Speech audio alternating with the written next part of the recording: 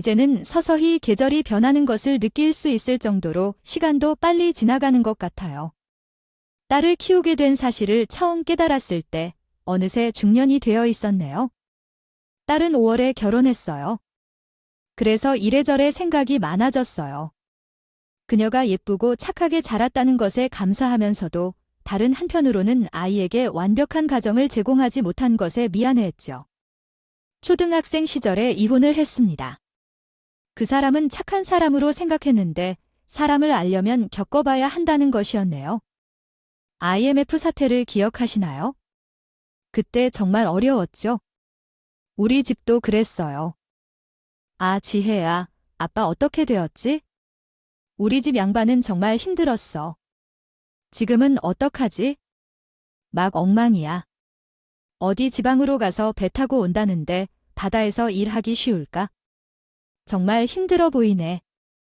바다 일하던 사람도 아닌데 조금만 기다렸으면 좋겠다고. 우리 집 양반은 아직이야.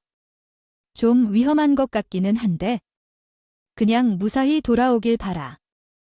회사에 남아있든지 해야 하는데 돈이 필요하니. 혹시 지혜야, 아빠 회사 잘 되면 다시 채용한다면 한번 알아봐 줄래? 현재 상황에서는 어려울 수 있겠지만 뭐가 될지 알 수 없으니까요. 1997년 IMF 대한민국은 미친 듯이 휘청했었죠.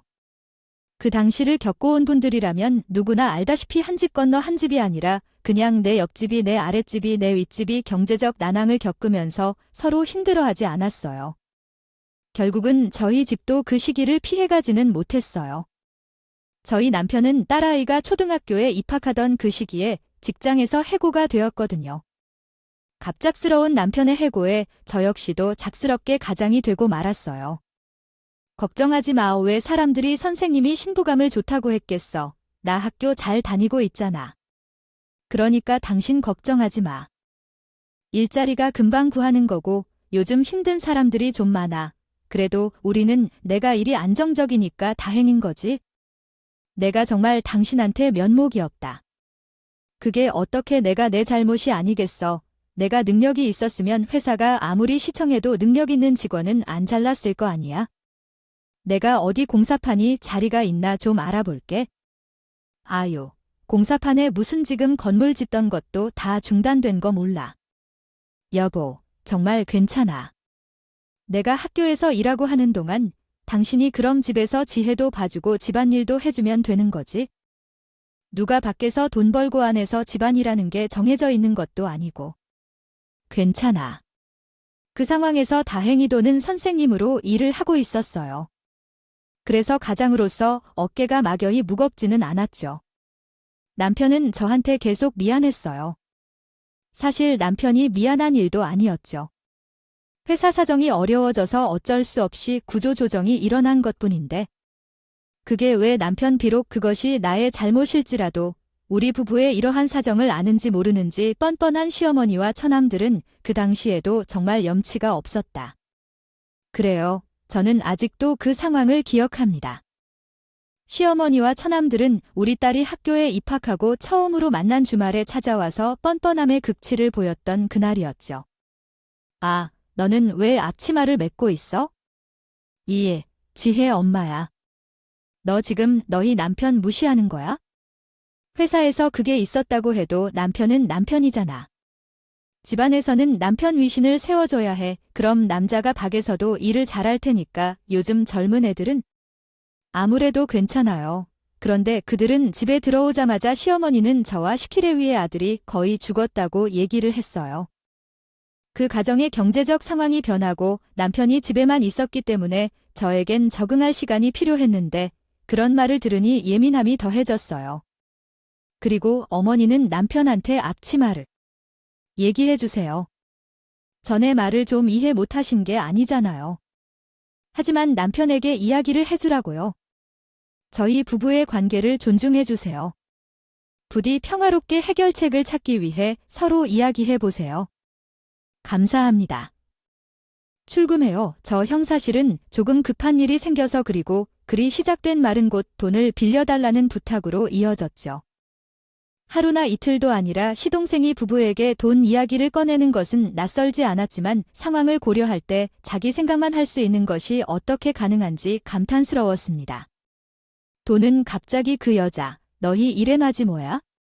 지금 네가 내가 엄마 우리 집에 온 거라고 이야기해. 아니야, 돈 때문에 온 거 아니고. 그래도 혹시 좀 되면 형이 내게 500만 원만 빌려준다면 걱정 없을 것 같아. 형도 알겠지만 내가 이번에 사업하기로 했는데 시기가 좋지 않았어. 하지만 내 친구 중 한 명이 기회가 있다고 말해줬어. 요즘 같은 경제 위기에도 무장해 도전해 보려는 것이 얼마나 대단한지. 너는 학교에서 선생님이고 돈을 쉽게 벌 수 있는데 내 동생도 곧 자리를 잡고 결혼해야 돼. 시동생은 부부에게 돈을 빌려달라고 했고 함께 온 시어머니는 그것을 지지했다. 이렇게 방금 전까지만 나한테 남편을 바꿀리 입만해하던 사람이 자신의 둘째 아들이 돈을 빌리라고 하는 것을 지지한다는 것이 정말 놀라웠다. 시어머니와 시동생이 하는 것은 단순한 부탁이 아닌 이기적인 태도였지만 직업 상황을 알면서도 너무 비도하게 경제적인 도움을 청하는 것이었다. 더 심하게 놀란 것은 빌린 돈에 대한 상환 계획까지 우리에게 물어본다는 것이었다. 다음 달에 꼭 갚겠다고 했다. 자, 내가 진짜 빌려주는 돈은 얼마인지 궁금하지? 괜찮아. 다음 달에 꼭 갚을 거야. 투자 기회가 확실해서 말이야. 우리는 은행도 아니고, 그러니까 너무 심하게 안 해야 해. 응. 네, 형사. 아주 오늘부터 이따긴 좀 이상해 보이네. 엄마에게도 그렇고 말하는 것도. 어르신, 형님 상황 멍청하게 아는 게 아니야. 자식 문제니까 상황 판단 못해요. 맞으게 생각해도 이해하지만 형님 이러면 안 돼. 내가 혼자 회사비 갚으느라 힘들고 우리도 빈털털이야. 아, 어머니, 나 좀 서운해. 내가 학교 갈 때 가방도 안 샀어. 그래서 급하게 돈 빌려주라고 해. 그것도 회사 잘 나가진데 집안일 중에 시들이가 뭐 말 잘못했어? 힘든 상황에서 돈 빌려달라고 하는지 잘 몰라. 시어머니나 십생이 극인이 유일한 조카, 유일한 손자녀 딸, 우리 딸이 입학 축하만 한마디도 안 줬다고. 너무 화나고 서운했어. 그치만 못 내쳤어. 시드린이 얼굴이 빨개지는 거 보잖아. 그쯤이면 포기해야 했는데 시드린은 몰랐어. 아, 다 싸다고 찢어줄게. 그래라 하지 말고 좀 돈 좀 빌려줘. 은행 가서 빌리길 바랬는데 왜 여기 와서 삼촌 눈치 보고 누나 눈치 보면서 돈 얘기하려고 했는 줄 알아? 시드리는 돈을 줄 때까지 안 나가겠대. 가족끼리 이러려는 게 아니라고 하더라고. 초등학교 입학 준비하고 있잖아. 당신의 시동생이 사업을 시작하겠다는 데에 대해 어머님이 마음을 쓰라고 소리치셨다. 그 이유를 모르고 화를 내거나 짜증을 내야 할 상황이었나? 아니, 아이고 나는 정말 서러워. 응, 아이가 초등학교를 다닐 거고 중학교도 가고 고등학교도 가고 대학도 갈 것이니까 그때 도와줘도 괜찮은 거지 왜 초등학교에 입학하려는 걸로 서러움을 품는 거야? 너는 혹시 학교에서 가르친다는 선생이 속이 얼마나 좁나? 정말 어이가 없네. 나는 그렇게 어머니와 시동생이 서러워한다고 해도 어쩔 수 없다고 했어. 나는 그 돈을 빌려줄 수 없다고 했지. 그 시기에 경제적인 권한을 갖고 있지 않았던 남편은 아무 말도 하지 않았어. 그렇게 어머니와 시동생을 집에서 내보냈어. 당신, 이게 서러운 거라고 해도 어쩔 수 없어. 내가 괜찮다고 한 건 당신과 나, 그리고 지혜, 우리가 밥을 먹고 살기 위해서 내가 노력한다고 한 거지. 지금 이 상황에서까지 도련님의 사업 자금을 지원할 필요는 없어. 그렇지 않아? 혹여 도련님이 당신에게 전화를 해서 사업 자금을 달라고 하면 그건 안 돼. 나 이거 진지하게 말하는 거야? 아, 나도 내가 뭘 말하는지 알아. 오늘 우리 식구들이 내게 너무 한 거니 미안해. 나는 칼같이 차단을 해버렸어. 하지만 그 이후로 시동생과 어머니는 금전적인 지원뿐만 아니라 우리 집에 있는 커피 머신을 빌려가겠다고 찾아왔어. 그 이유도 매우 가관했는데 집에 이런 것이 하나 있다면 좋겠지. 내가 제대로 사용하고 있는 것 같아. 거슬리는 청역이 차, 우리 집 스피커도 가져가 봐. 찬송가 들을 때 괜찮을 것 같아서. 돈 벌 생각만 하고 눈앞에 빛나는 것만 보는 어른들 때문에 화가 나. 정말 속상해. 얼마나 무서울까요? 스피커와 커피 머신은 그날부터 저희 집에 영원히 오지 않았지만 결혼 생활은 시댁과 달리 행복했다. 남편은 참 착하다고 생각했기 때문이죠. 다시는 이런 상황을 겪을 생각 없도록 하겠어요. 부부는 서로를 이해하고 존중해야죠. 생각해보니 남편은 정말 특별한 사람이라는 것을 알게 됐어. 나 존재감이 없었는데 그는 최고의 도움이 되었어. 정말 고맙게도 칭찬해. 자, 그럼 이제 여유를 즐기도록 하지요. 말인지요. 그렇다. 나도 너희들의 말을 듣고서 미리 건강을 챙겨야 했는데 아이고, 내가 내 나이를 생각하지 못했나 봐. 이제는 조심해야지. 친정어머니는 사업을 크게 하시곤 했는데 너무 오랜 시간 무리를 하신 탓인지 갑작스러운 경색으로 피 쓰러지셨어요. 전만 다행히도 어머니는 겨우 의식을 회복하셨는데 거동이 온전히 불편하셨어요. 사업장에도 직접 나가지는 못하시고 처에 의지해 가시거나 옆에 꼭 어머니의 거동을 도와주는 사람이 필요했었죠. 어머니 곁에 있어주는 사람이었죠. 그걸 저희 남편이 했어요. 심지어 자발적으로 나서서 말이에요. 귀한 집 막내딸을 데리고 와서 이렇게 고생시키는데 당연히 장모님한테 도움을 드려야지. 어쩌면 빚진 걸 다 갚고 싶어. IMF 이후 나를 가장으로 만든 걸 미안하다면서 늘 마음에 빚이 있다고 했죠. 사실 남편이 말하는 그 마음의 빚, 그것은 나에게만 있는 게 아니라 우리 친정어머니에게도 있을 거예요. 친정어머니 역시 남편이 회사에서 해고된 걸 알고 나서 우리 집에 금전적으로 많은 도움을 주셨으니까요. 그의 보답이라도 하듯이 남편은 열심히 우리 어머니 병원을 도와줬어요. 김병에 효자 없다는 말이 있을 정도로 병원하는 게 쉬운 게 아니잖아요. 그럼에도 남편은 장모님이 어머니를 지극정성으로 도왔기에 저도 그런 남편에게 고마웠어요. 아이고, 난 사위가 2명 이상 있는데 우리 막내처럼 잘 챙기는 사람이 없어요. 다른 건 모르겠지만 우리 막내 사위께서는 꼭 보답을 해야겠죠. 그리고 위에서 말씀드린 것처럼 제 언니들은 2명이 있었습니다. 언니들도 결혼을 해서 저에겐 형부도 2명이 있는 상황이었어요. 그런데 엄마는 언니들에게는 아무것도 주지 않았죠. 그래서 엄마는 막내 사위로 미리 증여해주기로 결정을 했는데요. 그때부터 문제가 시작되었어요. 지금 당신에게 새로운 땅이 생겼어요. 한번 가서 보러 가봐요. 궁금하지 않아요. 왜 제가 더 신경 쓰이는 걸까요? 당신은 항상 힘들고 마음이 안 좋았어요. 너무 잘 되어 다행이에요. 엄마로부터 땅을 증여받은 날 남편을 데리고 가봐 달라고 했어요. 남편은 빛난 마음으로 엄마에게 가봤죠. 제 엄마를 오래 간병해준 남편에게 빚이 있었어요. 그때는 저도 기뻤어요. 남편에게 보답할 수 있는 기회가 주어졌거든요. 분명 남편도 기뻤을 거예요. 그때 남편은 이렇게 말했죠. 생각해봐, 장모님이 땅을 주신다고 해서 내가 가서 보러 간다면 어떻게 생각하실까? 기분 좋아서 간다고 생각할 거야? 하지만 그건 아닐 거야. 내가 여태까지 장모님을 도왔던 이유를 믿지 못한다면 내 기대였던 것이 경이일 뿐이니까 상황을 잘 생각해 보세요. 제대로 알고 있는 상황이 아니라서 오해를 풀고 싶지 않아요. 그리고 장모님께서 좋은 땅을 주시는 이유도 알잖아요. 제 사위는 항상 우리 가족에서 최고라고 말씀하시는 분이에요. 과거에는 남편의 말 한마디에도 진실로 여겼던 적이 있었어요. 12년 동안 남편이 어머니를 돌보는 게 책임감의 사람의 거짓말을 믿었었죠. 나중에 알게 되었는데 그는 어머니에게 신경 쓰지 않아서 부동산 거래 금액만 대충 계산하고 다니더라고요. 그 후로 남편의 태도가 변했다는 걸 느꼈어요. 뭘 샀어? 골프 가방. 언제부터 골프를 쳤어? 같은 말들이 들릴 정도로요. 저희 집은 안정을 찾아가는 중이었는데 제 삶도 살아가야겠다는 생각이 들었어요. 그래서 친구와 함께 시간을 보내거나 돈을 쓰며 스트레스를 푸는 날도 있었죠. 나도 조금은 내 삶을 즐길 수 있다는 생각이 들었어요. 골프를 배우기 시작하고 고가의 와인을 마시게 되면서 호화로운 삶을 즐기기 시작했죠.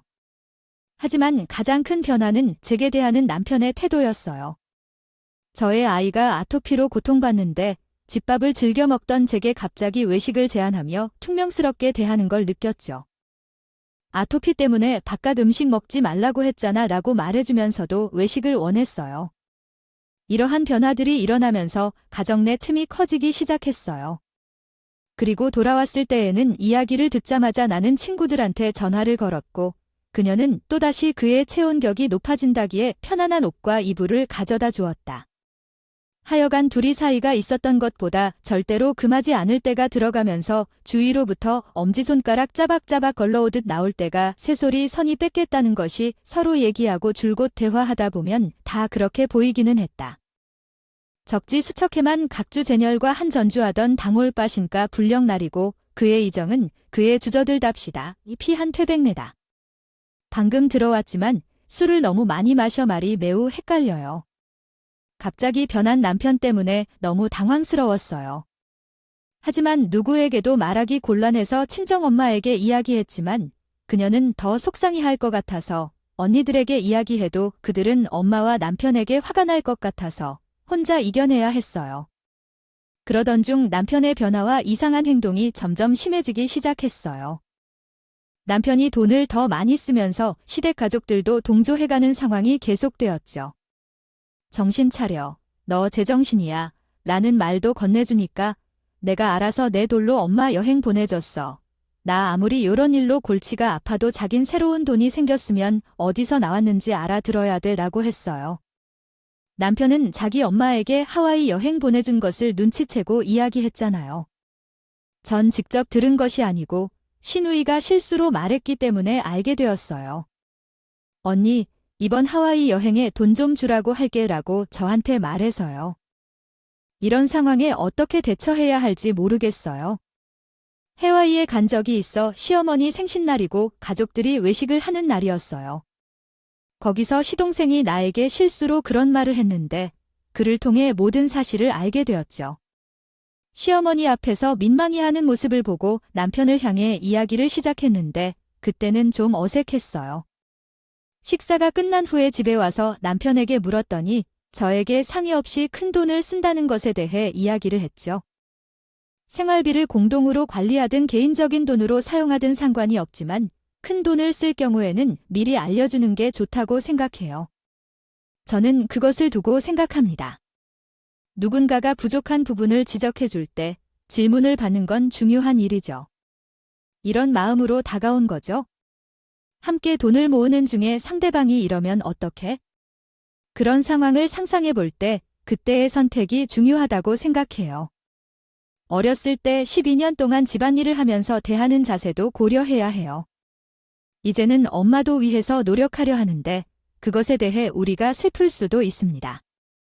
내 자신에게 소개해 주신 걸로 거기서부터 가야 한다는 지적은 받아들이지 않아도 됩니다. 계속해서 말씀드리면 이제 왜 왜곡하다가 종료되었습니다.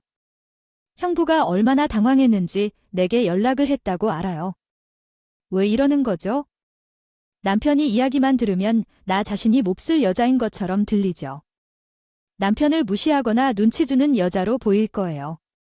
남편은 혼자 허증에 걸린 사람처럼 보였어요. 누가 듣면 남편을 무시하고 혼내고 돈범으로 만들었다고 할 거예요. 그러나 제가 맹세하고 내 딸의 이름을 걸고 이야기할 수 있어요. 남편을 무시한 적이 한 번도 없었고 친정엄마를 챙겨주고 감사했어요. 옷을 사지 않고 남편에게 용돈을 더 줬어요. 남편이 친구를 만날 때 술값도 챙겨줬고 기죽지 말라고 했어요. 말이 안 통해 여유 없다는 얘기는 이해 안 되네요. 남편의 태도는 달라졌어요. 생일날 뭔가 영치했고 정점에 도달한 거 맞죠? 결혼을 해지하자고 했어요.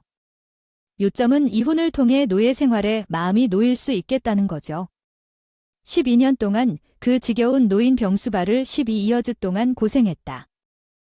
혼자 드라마를 찍는 것도 아닌 제 남편이었던 그 사람은 정말 잔인했다. 이혼하자고 말했을 때 그 상황 설정이 정말 잔인했다. 최근은 그 인간이 나에게 말도 안 되는 것으로 시비를 걸 때마다 어떻게 해야 할지 막막했다. 그러나 그 사람이 먼저 나에게 이야기를 꺼낸 후 제 생일에 단둘이 밥을 먹자고 제안했다. 나는 당연히 남편이 화해하고 싶어하는 자리를 마련한 거라고 생각했지만 그날 그 좋은 레스토랑에서 마주 앉아 이혼을 하자고 말했다. 그때 나는 정말 바보 같았다. 그 뒤로도 지금까지 그와 함께 사는 건 한 번도 후회한 적이 없어. 내가 결혼해서 낳은 얘들은 나보다 잘난 사람이고 둘 다 내가 엄마인 줄도 모르지? 그만큼 좋은 남자를 만나 결혼한 거겠지? 그래서 나도 자랑스럽고 내 남편도 느끼게 해주고 싶어. 왜 내가 양심 없다는 소리를 듣죠? 당신처럼 남편을 생각하며 열심히 노력하고 많은 시간을 함께 보낸 사람이 있으면 그에 보답하는 게 당연하지 않을까요? 남편이 친정엄마의 재산을 노리는 등의 행동이 있다면 그런 면을 바로해야 한다고 생각하지만 상대를 정확히 이해하고 그에 맞게 행동하는 건 더 중요한 게 아닐까 싶습니다. 애정과 양심 없는 행동은 명확히 구별해야 한다고 생각해요.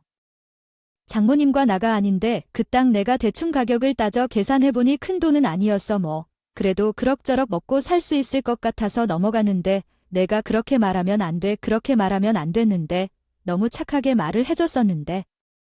너는 그냥 남의 돈을 빨아먹으면서 기생충처럼 살려는 버러지 같은 인간이야. 너뿐만 아니라 내 식구들도 다 그 버러지 같은 근성이야. 시댁 식구들과 다를 게 없는 거 맞아. 친정 엄마가 땅을 증여하고 나한테 볼장 다 본다며 이혼을 요구하는 그 인간, 기생충이라고 표현한 것도 좋게 표현한 거야? 물론 살아온 세월과 우여곡절이 많으니 이혼하자고 하는 남편을 보면서 내 지난 결혼 생활이 얼마나 더덥고 허무했는지 안다. 감정이 없진 않았어도 그것도 잠시였어. 오히려 그 사람이 나한테 이혼하자고 하는 게 통쾌했어. 지금 하는 말은 2번 다시 되풀이할 수 없을 거야. 그래, 너랑 이혼해줄게. 대신 각서로 쓸게. 위자료, 재산, 지혜에 대한 양육권 필요 없다고 했던 거. 그게 각서에 들어가 있어야 해. 당신의 마음이 어떻게 바뀔지 알겠으니까 각서로 쓰고 나한테 주면 이혼해줄게. 너도 진짜 구질구질하다.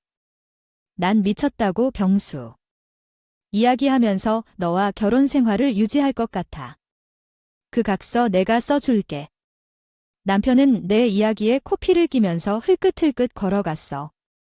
거기서 얻어온 메모지와 볼펜을 들고 와 다시 자리에 털썩 앉았어.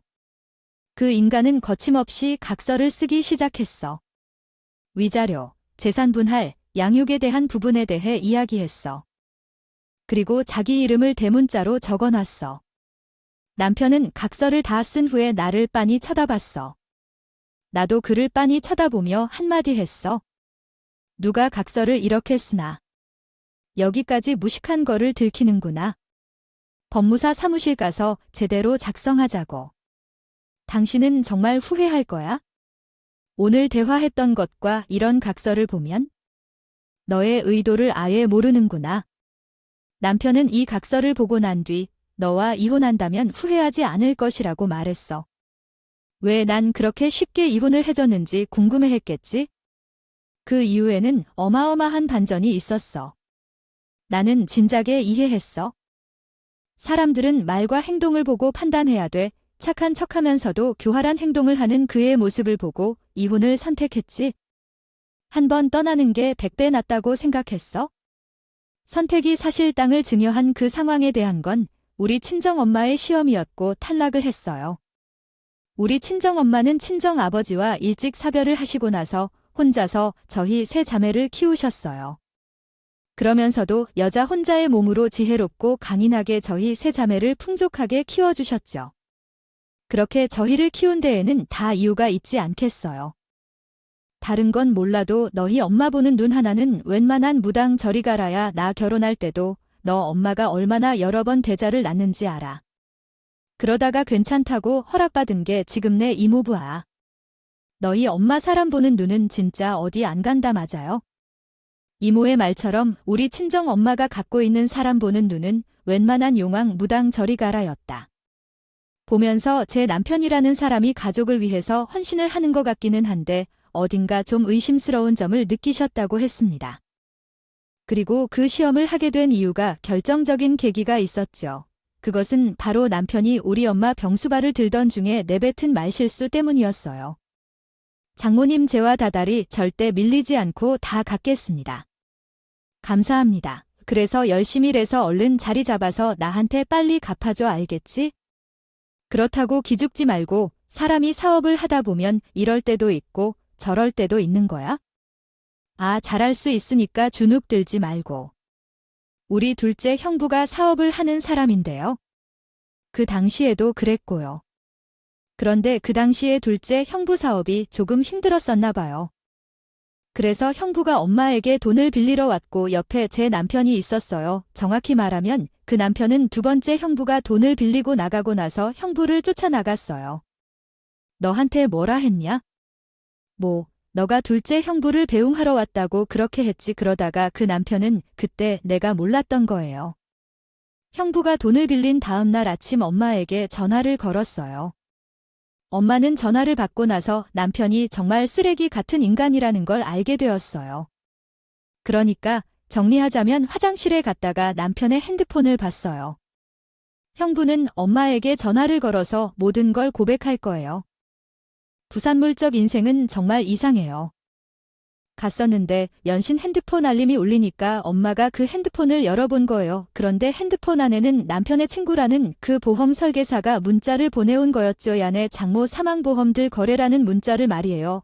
내가 그거 보고서 아무렇지 않은 척 그놈 얼굴을 보는데 아주 속에서는 우라같이 밀었어. 이 자식 이거 안 되겠다. 내가 정확히 판단을 한 거지. 그러고서 내가 그 땅 승유해준 거야. 이 자식이 어떻게 나오나 한번 보려고 저 사건을 캐기로 저희 엄마는 제 남편이었던 그 사람을 시험하기로 하신 거였어요. 그렇게 엄마에게 모든 이야기를 듣고 나니 저는 더욱더 제 남편이었던 그 사람과 하루빨리 가정법원에서 보기를 바랐죠. 부산물적 인생은 정말 이상해요. 제 남편은 이혼 판결을 받은 그날 내 이야기를 듣고 어떤 표정을 지을지 궁금했어요. 아이고, 한 달 사이에 얼굴이 더 좋아졌네. 당신도 결국은 나랑 헤어지고 싶은 거잖아. 우리 지혜는 잘 지내? 당신이 우리 지혜 안부는 물어볼 자격이나 있어? 마음에도 없는 소리 하지 말고 하고 싶은 말이나 해. 그리고 가정법원에서 마주한 그날 그 사람은 이혼 수령 기간에도 저는 물론이고요 나라에도 한 번도 보지 않았어요. 굳이 헤어질 가족들 얼굴 보면서 살고 싶지 않잖아요. 제가 대체가 눈에 뭐가 씌어서 저런 쓰레기 같은 인간을 남편이라고 데리고 제 결혼 생활이 그저 후회되더라고요. 물론 마음 한편으로는 늦었지만 그때라도 그놈과 갈라져서 내 인생과 딸아이의 인생을 구했으니 그걸로 감사의 따름 있긴 했죠. 얘야, 이제 진짜 우리 사이가 끝나면서 장모님이 병수발 12년을 한 것에 대해 내 같은 여자를 데리고 같이 비교를 했다. 그 땅이 비슷한 정도면 어떻게 그러냐. 여전히 너무나도 부족하다. 그 사람은 이혼 판결을 받고 법정에서 이렇게 말했다. 나도 그 사람을 기다렸다는 뜻이었다. 그 사람을 보며 웃으며 말했다. 당신 같은 사람한테는 그 땅이 제격이야. 하지만 그 땅은 실제로 사용도 안 되는 땅이었다. 내가 어떻게 할지 궁금하다. 만약 그것으로 돈을 벌게 된다면 나한테 알려줘. 내가 진심으로 축하할 테니까.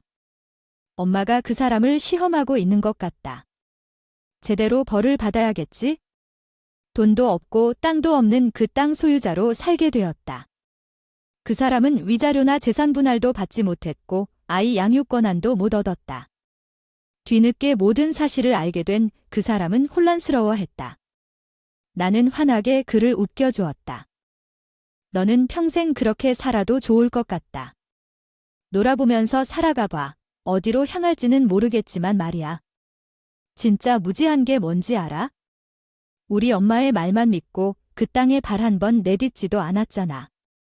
그 땅이 유용한 땅인지 쓸모없는 땅인지 궁금하지도 않았니? 내 귀찮다는 나태한 습관 덕분에 내가 감사하게도 이혼까지 하게 되었어. 이혼 후 3개월 정도가 지난 어느 순간 내 전 남편이 자던 그 사람이 나에게 연락을 했어. 그 연락한 이유는 뻔했고, 은혜야, 내가 도와줘. 지금 정말 어려워 라는 거야? 당신은 부유하잖아. 당신의 엄마도 돈이 많고, 우리가 옛날에 부부로 10년 이상 살았다고 해도 도와줘. 그 인간은 우리 엄마에게 땅을 증여받고, 골프를 즐기며 고급 와인을 마시며 엄마를 하와이로 보내주었어. 모든 게 번쩍이는 날들이었어. 두려움도 없이 어떻게 땅을 장만했든 그 땅에 초점을 맞춰 공부하지 않고 단지 땅을 팔면 부자가 될 거라고 생각하고 돈을 퍼부었어. 돈을 쓴 게 그 사람뿐만이 아니라 그의 어머니와 동생까지도 마찬가지였어. 우리 가족들은 엄마가 주신 땅을 믿고 일했는데 우리 엄마는 나와 나의 가족에게 배신했어. 이게 어떻게 처리될지, 어떻게 하고 싶은지 등등. 아니, 누가 일을 포기하라고 후면 구경하는 건지 짜증을 냈는지 이해할 수 없었어.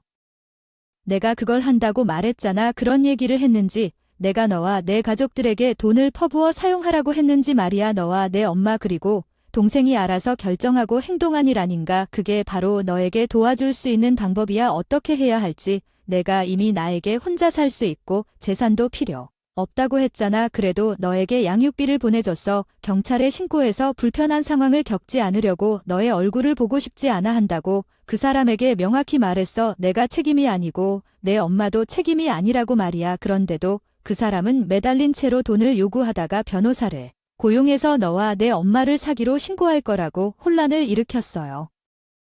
이게 어떻게 처리될지, 어떻게 하고 싶은지 등등. 아니, 누가 일을 포기하라고 후면 구경하는 건지 짜증을 냈는지 이해할 수 없었어. 처음에는 그 얼마짜리 이상한 땅을 줘서 말이에요. 하지만 전혀 그렇지 않아. 엄마는 정말로 그 땅을 선물했지만 그에게 어떤 돈도 받지 않았고 왜 그런 잔소리를 하는지 난 이해할 수 없어. 엄마는 정말로 그 땅을 선물했다. 그리고 그 인간은 이혼 후 그 땅으로 돈을 퍼부다가 이제는 그 땅을 팔려고 해서 나에게 몇 년 만에 전화를 했어. 진짜 징그라다. 어디 가서 고소하고 싶으면 해보라고. 난 이 기회를 잃지 않겠어. 말도 안 되는 소리야. 내가 속은 것 같아. 내 청춘을 너무나 날렸어. 정말 하고 싶었어요. 그 인간 번호 차단했어. 그 인간이 변호사를 고용한 것은 어떻게 했는 알아. 대출로 한 거야. 어이쿠. 그런 상황에서 이게 어떻게 처리될지, 어떻게 하고 싶은지 등등. 아니, 누가 일을 포기하라고 후면 구경하는 건지 짜증을 냈는지 이해할 수 없었어.